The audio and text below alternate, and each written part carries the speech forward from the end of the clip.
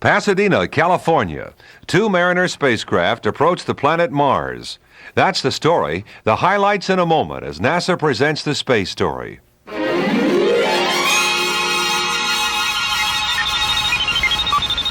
The Space Story, a weekly space and aeronautics report brought to you by this station and NASA, the National Aeronautics and Space Administration.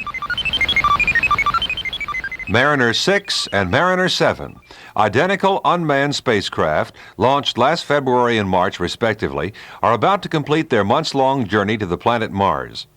Visited previously by Mariner 4 back in 1965, Mars was shown to be more moon-like than Earth-like. Some 21 television pictures snapped by Mariner 4 portrayed a crater-pocked terrain. Other experiments indicated a very thin atmosphere and no noticeable magnetic field or trapped radiation belts. The assignment for the present dual mission of Mariners 6 and 7 is to pick up where their predecessor left off, take more detailed photos of the red planet's surface, find out what chemical elements make up the tenuous Martian atmosphere, and sample temperatures from the surface on up.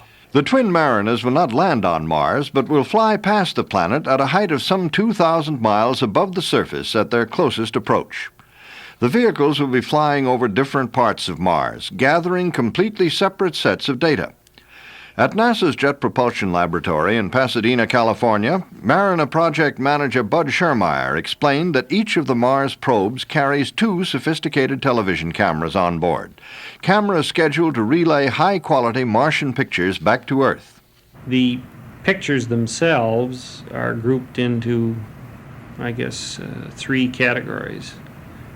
First of all, there will be a series of full disk pictures taken as the spacecraft approaches Mars, and they will be taken at intervals such that the planet rotates underneath the spacecraft and you get complete coverage of the whole planet. It'll rotate underneath it. Second, there will be a series of wide angle or large field of view in the near encounter sequence that will produce a swath across the planet as it flies by. And then in an overlap region between these series of wide-angle pictures, there will be some very small field of view but very high-resolution pictures. In all, nearly 200 wide-angle and close-up TV pictures are anticipated from the two Mariner spacecraft. In addition, each vehicle will be conducting other scientific experiments as well. Again, Project Manager Bud Schermeyer. There are two spectrometers aboard the spacecraft, one that operates in the infrared regime and one that operates in the ultraviolet regime. The infrared one is primarily designed to survey the lower atmosphere and look for the composition of the lower atmospheres, look for things like water vapor and key things like that. And as I say key, I'd like to go back again maybe a little bit to the objectives. The basic objectives of 69 are to learn more about the planet, and particularly those things that would be relevant to the search for life. We're not making any life detection measurements, but we are trying to determine what the environment is and therefore steer the course for making future life detection measurements.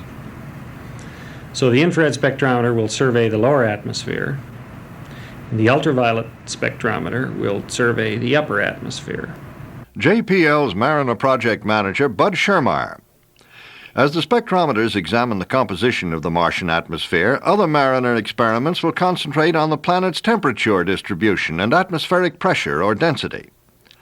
And those are the highlights. Mariner 6 and Mariner 7 approach Mars, hopefully to add a significant new chapter to our growing knowledge about Earth's neighbors in the solar system. This has been The Space Story, a weekly space and aeronautics report brought to you by this station and NASA, the National Aeronautics and Space Administration. Willard Scott with Kennedy Ludlam reporting.